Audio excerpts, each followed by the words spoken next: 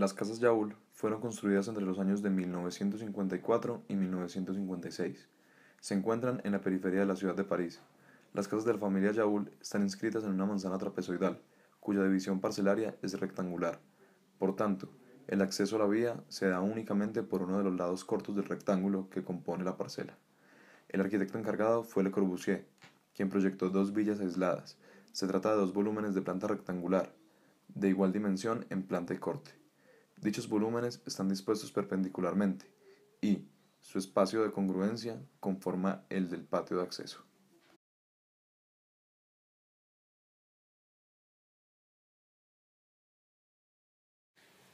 La primera fase de diseño de las casas Yaul comenzó en julio 25 de 1951. La primera fase de diseño consistió en 4 franjas: la franja A de 2.26 metros y la franja B de 3.66 metros. Estas puestas de forma A-B-B-A. Estas estarían yuxtapuestas y desplazadas hacia el noreste y sureste del eje de la parcela. Comenzando por el sótano, se dispondrían 2 franjas A-B, las cuales serían ocupadas por 3 carros. El ritmo de las franjas se mantiene a medida que se va subiendo de pisos. Un hall de entrada común lleva desde una sección del sótano hacia las áreas sociales de la casa ubicada a la izquierda, mientras que las escaleras dan acceso al primer nivel de la casa a la derecha. El sótano está debajo de la casa de la derecha. Es por esta razón que la casa de la derecha tiene 3 niveles habitables, mientras que la de la izquierda solo tiene 2. La primera casa tiene el área social elevada hacia el noroeste, poniendo a la otra casa en sombra. La parte sumida en la sombra se dispone para el cuarto de servicio. La gran pregunta de esta fase era cómo lograr la interdependencia de las 2 casas, manteniendo la disposición del garaje unido. La segunda fase comenzó en noviembre 12 de 1951. En esta fase se dio la separación de las 2 casas, ahora nombrándolas Casa A y Casa B. Sin embargo, aún se mantenía el garaje compartido en el sótano de una de las casas. Para la segunda fase se desarrolló una implantación diagonal de los volúmenes a través de la parcela. Estas todavía mantienen el ritmo compuesto por las franjas de 2.26 metros y 3.66 metros, conectados por el espacio intermediario igual que la primera fase.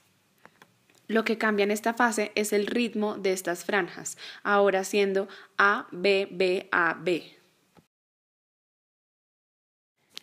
Para la tercera fase, en noviembre 30 de 1951, Le Corbusier exploró con una alternativa donde el eje longitudinal de las bóvedas iría paralela a la calle y las casas estarían divididas en 2 entidades separadas.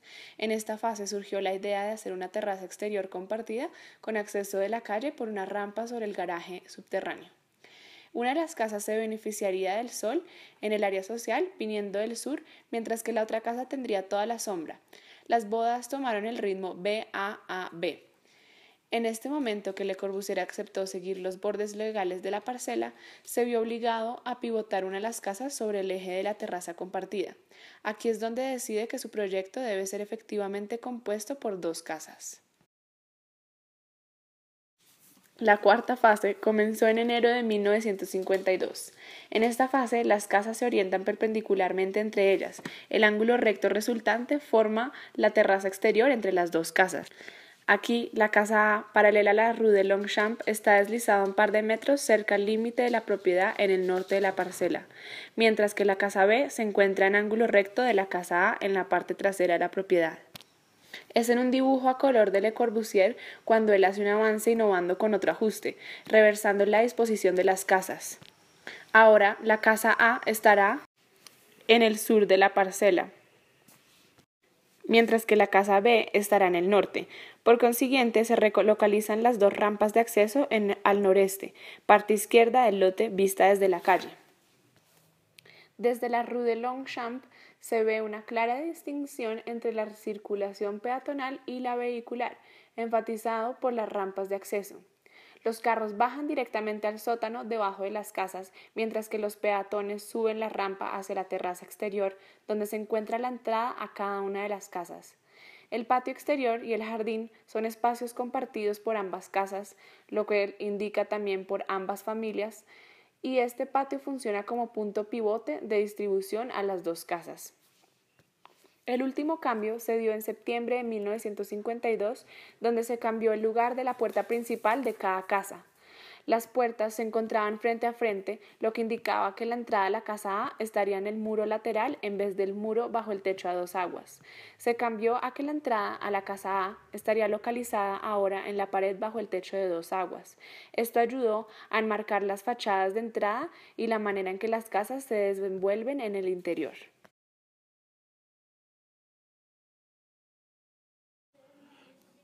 Las casas Yaul utilizan las medidas propuestas por el modulor.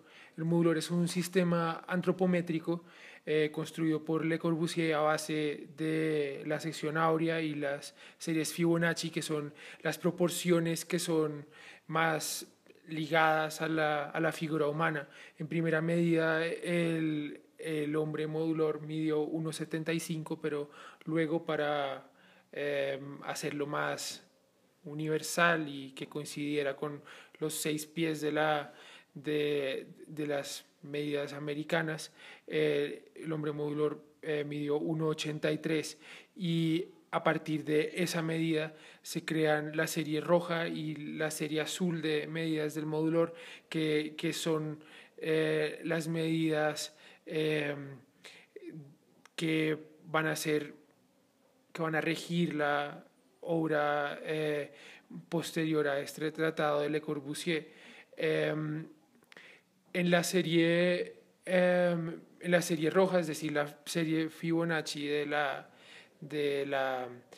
modulor, se encuentra a 1,13 metros el punto de estructura física del hombre que va a coincidir con el ombligo, y si ese punto se dobla, pues se va a llegar a la medida de 2,26, que es la medida que dará el hombre de 1,83 metros con su brazo estirado, tocando el techo de un espacio con las medidas mínimas modulor. Entonces, Le Corbusier va a usar esta proporción Fibonacci para crear diferentes alturas que van a permitirle al hombre diferentes maneras de acomodarse y de percepción del espacio. La casa Yaul se compone en la longitudinal por 3 muros portantes de mampostería, los 2 de fachada y uno intermedio, que crean una nave de 2,26 metros y otra nave de 3,66. La altura de entrepiso es de 2,26, así que se crean 2 naves, una de 2,26 por 2,26 y la otra de 2,26 por 3,66, que 2,26 va a ser es decir, la siguiente medida en la serie Fibonacci de 2,26 va a ser el 3,66, que compone la segunda nave de cada una de las casas. La geometría de las dos casas Yaul, que son idénticas en planta, se traza a través de un rectángulo modulor. El rectángulo modulor se compone de un cuadrado. En este caso, cada lado del cuadrado tiene 5,92, que son los 3,66 de la primera nave y los 2,26 y los 2,26 de la segunda nave. El rectángulo modulor se traza a través del número áureo, pues en primer lugar, que se traza a través de un punto equidistante de las dos esquinas, y luego de ahí se traza una diagonal hacia esta esquina, y de acá con ese mismo radio se traza un círculo que va a componer esta sección de la casa. Esta sección se compone de la raíz de 2, que se dibuja con una diagonal que se traza de esquina a esquina, y una circunferencia que se traza de esta manera, y entonces a partir de la raíz de 2 en este costado del cuadrado eh, y el rectángulo áureo, eh, se crea el rectángulo modulor, que es la figura geométrica de la que se compone cada una de las casas. Entonces el volumen de las casas Yaul se compone por una planta equivalente al rectángulo modulor tanto en primer piso como en segundo piso. Y en tercer piso va a sobresalir un volumen de proporciones más o menos cuadradas en las dos casas, que ese volumen coincide más o menos con lo que sería el cuadrado base de la geometría del rectángulo modulor, eh, pues que rige las dos plantas anteriores. Ahora, en cuanto al espacio, la composición del espacio en las diferentes plantas, en primer piso la planta es libre, solamente se ve interrumpida por el muro portante interior y por la escalera, pero de resto el primer piso es bastante permeable. Sin embargo, los pisos segundo y tercero sí tienen muchísimas más divisiones que ya no permiten que el espacio se lea tan abierto como el del primer piso. Las dos casas, aunque mellizas en su forma y carácter, poseen grandes diferencias en los programas.